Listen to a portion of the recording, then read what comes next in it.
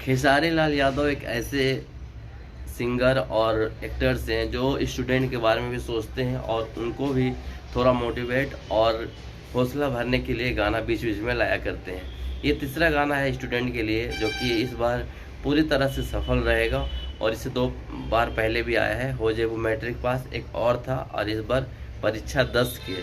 तो ये गाना जो है सुपर हिट होने वाला है और स्टूडेंट भी पूरा खुश हैं क्योंकि भैया उनके बारे में भी सोचते हैं, उनके लिए भी गाना गाते हैं क्योंकि इस बार आने वाला है एग्ज़ाम 10 का होने वाला है, तो इसलिए इस तरह गाना आया है।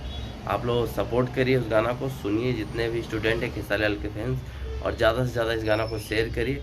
और खबर अच्छी लगे तो हमारे चैनल को लाइक से सब्सक्राइब जरूर करिएगा। आप देख रहे थे ऋषभ व्लॉग चैनल और मैं आपका दोस्त सुभाष यादव। प्लीज़ आप लोग सब्सक्राइब करिए इस चैनल को और जाए गाना सुनिए। खेसारी म्यूजिक वर्ल्ड पर गाना रिलीज हो चुका है, यदि आप नहीं सुने हैं तो।